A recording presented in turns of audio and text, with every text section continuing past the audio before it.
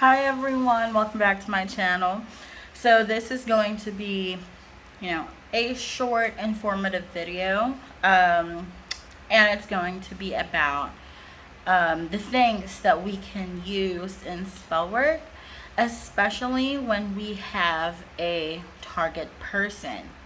So the idea for this video came from one of my subscribers, Carol. So she asked whether you can use, foot shavings, blood, saliva, semen, the things that would come from the body of a certain person, can use it in spell work. And the answer is yes. So basically, when you use things that come out of a person, you are, it contains their DNA. So for example, if you are going to use a strand of hair from a certain person, that strand of hair contains that person's DNA. So yeah, it would be the best representation for that person. So whatever it is that came out of that person, of that target, you can use it on Spellwork, because it would represent, it's a direct exact representation of your target. Now let's talk about the different kind of things that we can use from a certain person or a certain target. So for example, if you are going to use hair, it would be best if you are going to do something that involves head work or thought control, thought manipulation, domination, because the hair comes from, it's in the head, right? Especially if it's head hair that you have. So if it's something that came from that person's head, for example, hair, it's really good to use it for head work, for manipulation, thought control, dream work, because it's in their head, right? It's already in their head. So if you use it, you have direct control over that person's head. You can also use a person's saliva. Don't ask me how you can gather these things, okay? These are the things that you have to think for yourself. I cannot tell you, okay, so swab that person's inner cheek or something. You have to be creative in getting these things. So for example, a person's saliva can be used for, or it's really great to use for, communication. So for example, you have a lover, and your lover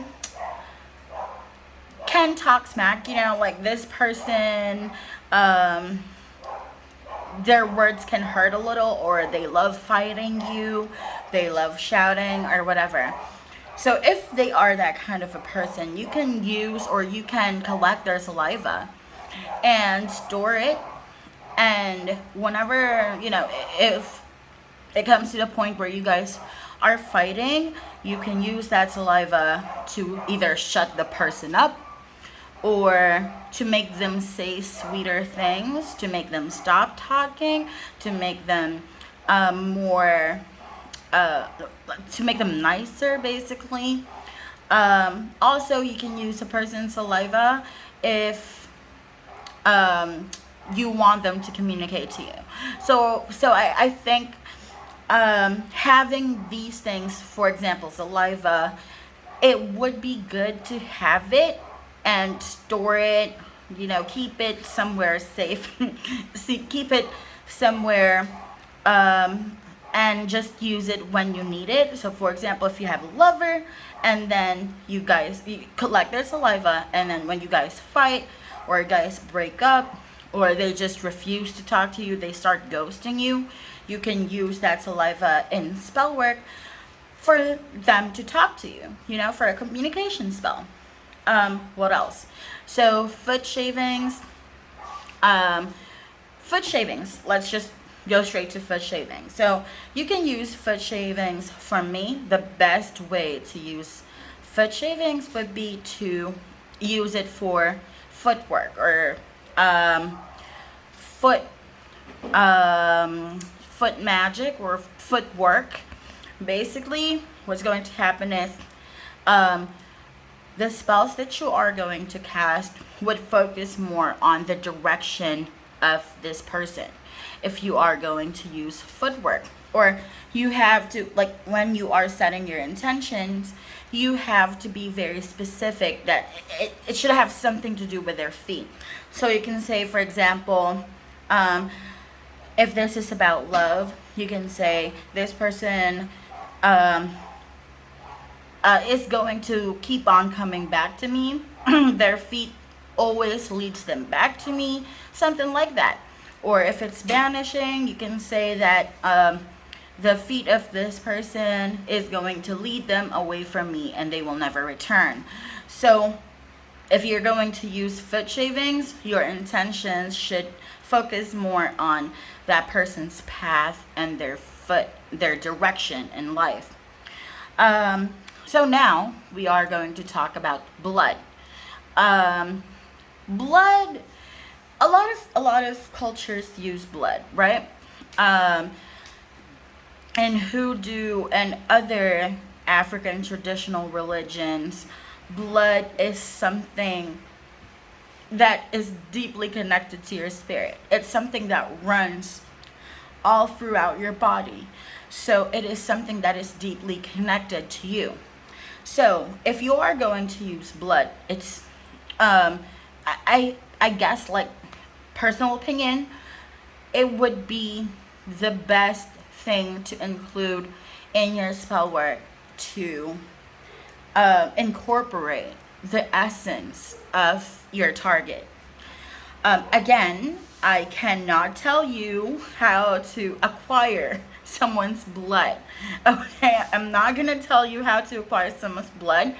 That is completely up to you. I am not going I'm not going to give you any kind of ideas, okay? So it's up to you how to get someone's blood. But if you are going to use blood, remember I was talking about hair being used for head work, or saliva for communication, foot shavings to influence someone's path. Blood can be used for all of these things. Blood, if you use blood for spell work, you can use it for manipulation, you can use it for domination, you can use it for blood, you can use it for love magic, and you can use it for basically anything. Baneful or salubrious, whatever, you can use it. But there is this one thing about blood and sweetening work. Blood. Okay, so let's just talk about sweetening spells first. So in sweetening spells, the idea is you are going to include things that are sweetening in your spell. So it can be a jar, it can be a candle, whatever. But the idea is you are going to use sweet things in your spell work to sweeten a person or situation towards your favor. So if you are going to do that, you must use all of your ingredients must be sweet. You must use, honey, sugar. If you are going to use herbs, make sure that the herbs that you are going to use are not bitter. So, for example, rose is not bitter. You can use lavender because it's not bitter. But you cannot use, for example, orange, because orange is sour and it can sour your work. Even if orange is, it promotes positivity, if you use it in your sweetening spell, it can sour it. So you cannot use orange. So when it comes to blood is bitter, right? So blood is not sweet, it's bitter. So if you are going to use it in a sweetening work, it might turn your work bitter. So for me, it would be better if you are going to use blood for a different kind of work other than sweetening, because it's just not it's not sweet. So yeah, that's it for blood. Other kinds of bodily fluids like sweat, or semen, or vaginal discharge, for example, menstruation. You can use it for fertility work. You can use it for fertility curses or fertility hexes. But anything that will work, or anything that is connected to a person's genitals. So for lust work, if you want a person to lust over you, you can use their semen, or you can use their, menstruation. So yeah, I guess that's kind of a given. So if you want me to create a video about spells that uses any of these things that I have mentioned, just mention that in the comments.